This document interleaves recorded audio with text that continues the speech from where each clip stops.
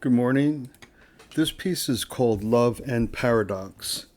It makes quite a simple point, and also one that one would imagine that would seem obvious, and yet it's not, or at least it's not always presented or taught or made obvious to every last one of us that seeks love, which is everybody. All right.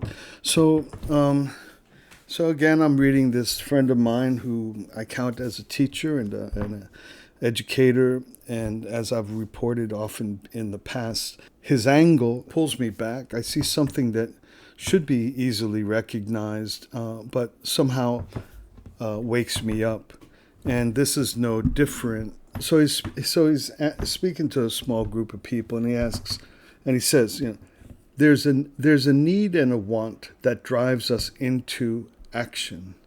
What we do is because of that drive and for no other reason. So he's saying basically all of life and all of our actions move in response to this need and desire. What is that drive? It's the desire for love. We seek the highest love. I think we're not going to get an argument about that, really, even though people want to argue about just about every other imaginable thing you can think of these days. But that human beings desire love or seek the highest love might actually be a point of agreement. So then he goes on. So we seek the highest love. What is love? What do you want? And why do you need and want love? If you can't answer that for yourself, then you haven't understood much about yourself.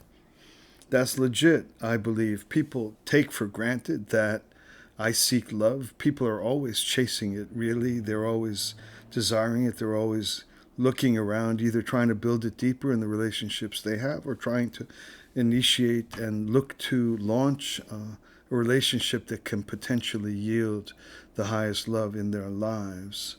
But why do we need and want it? What is it exactly that we think we need and want? And then he writes, if you can't answer that question for yourself, then you haven't understood much about yourself. So that alone is actually something that I believe is worthy of pointing out. Not just floating through the thought that I desire love without even understanding exactly what it is I believe I want and need. That is central to the wellspring of all action in my life. The next step is that if we need and want love, we're not going to be able to have that alone. Again, a flat out obvious thing that love is not attainable in isolation. It is by definition in a relationship. So this primary thing that we need, desire, want, it's central to our life. It activates us in the deepest and most fundamental ways and defines our deepest desires. First of all, what exactly is it for me? That should get some reflection. And secondly, the obvious observation that this is not attainable alone. Very obvious.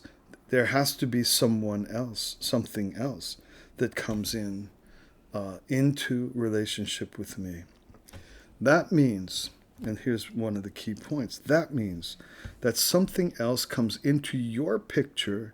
And when it comes, what do you think is going to happen to you?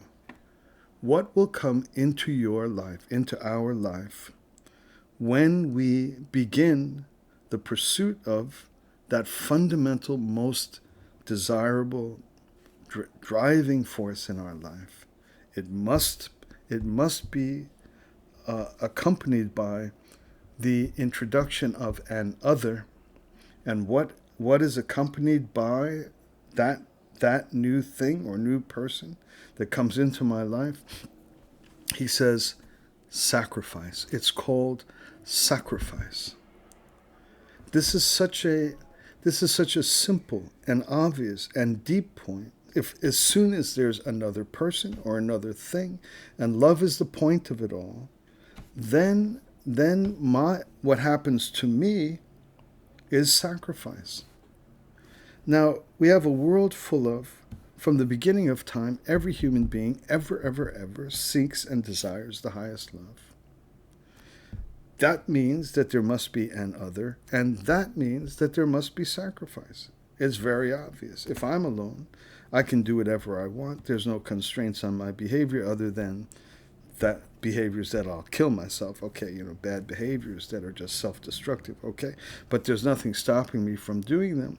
I do what I want. I get up when I want. I sleep when I want. I eat what I want, and I spend on what I want. I go where I want. But if there's an other, then suddenly every last thing that was an utter freedom in my life is not defined that way. I must consider the situation, the desires, the welfare of the other. And love is not possible without that other. So what my buddy introduces this kind of shocking reality that in a certain way every parent should teach his kid, every husband should say to his wife, every wife should say to his husband, anybody that's ever involved in anything related to love, the obvious thing to introduce is if we're going to make it work, if there's going to be love possible, it immediately by definition involves sacrifice. And then he goes and he says, and that's going to mess you up for a long time until we get it right. So there's a certain grace in this observation.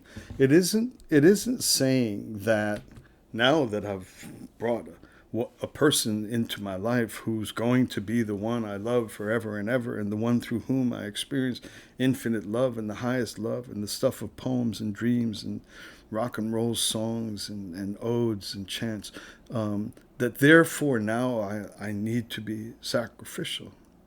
He says it's going to mess you up for a long time until you get it right. So it isn't the assumption that this introduction of the necessary elements of love, of the highest love in our life, means that you should be sacrificial. It simply is a description of a statement of fact. That sacrifice is by definition, just by sheer logic, an aspect or element of what is requisite in working to establish the highest love. It's not even moralistic. It's not a should. It's not kind of telling you, oh, in order to have love, this isn't something you can take. It's something you must give. It's nothing like that. It's just logic. It's like math. There's an other, there's constraints. And the generation of love requires sacrifice. It's a statement of fact. It's not a statement of shoulds. Goes on to say, this will mess you up until you get it right. I know what I need and I know what I want. That's the highest love. That's what we all seek. But sacrifice, that's a different story. And that's going to mess you up. This is such a plain piece of instruction that would be such a simple piece of wisdom to lay on a 13-year-old or a 14 or 16-year-old or 23 or 5-year-old, anybody entering into a relationship that's designed to be the basis and the wellspring of infinite love, of all the passions, all the desires, all the beauty, all the leaps of the heart and the dreams and the poetry. To introduce that just by simple relational, logical necessity, that the second the arrangement is established or set up, sacrifice is a necessary element, not as a should, just as a reality. And you can say to the 16-year-old or 23-year-old, and it's going to mess you up. It's going to mess you up till you get it right. And the relationship that moves toward the realization of the highest love is a shared labor, a shared course, a shared walk in trying to get it right, trying not to have it mess me up. Hey, honey, where are you? I'll be home whenever I get home. That doesn't work. Just doesn't work. I wish you were here, but. Okay. All right, I give up what I was hoping to do, and I'm home instead, or out instead, or whatever's the requisite. It is just the forging of a relationship through the constraining of my own individualistic preferences in the pursuit of establishing the the necessary components or taste or style or texture of what needs to be in a relationship. It's basically two people sacrificing for one another.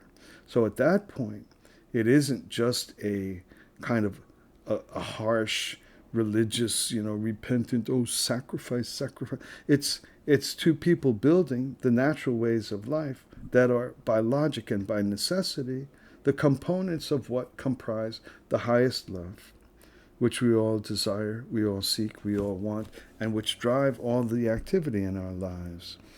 How do we get that right? He writes, how do we get that right? There's no magic power. You have to persevere. You have to understand where you stand, and you have to persevere. That's the only answer. Till we figure it out and get it right, persevere. So here are the kind of classic, kind of cold, religious, instructional, sacrificial, perseverance, all these kind of heavy-weighted elements in their traditional feel. But in this observation, they're just the natural reality of life. Of course, I'm going to have to sacrifice for the person I love. That's how love is created. And I'm not automatically going to get it right. Well, how should I just leap from free and do whatever I want to suddenly constrained by the concerns of the person I'm seeking to build infinite love with? It's not automatic. So I have to just keep at it. Who says it's going to be easy? It isn't going to be easy. So to persevere is a natural thing. It's a shared thing. It's a combined labor. It's a walk of discovery. So that's all I wanted to say this morning in this little piece I call Love and Paradox. It's just a simple introduction of the basic reality in which that's the way we walk, and suddenly all of the weight of it is less. It's our walk. And he says it'll mess us up till we get it right. Yeah, that's a fact. I can testify to that, as I'm sure many of us can. Thanks a lot for listening. I'll be back with us sometime soon.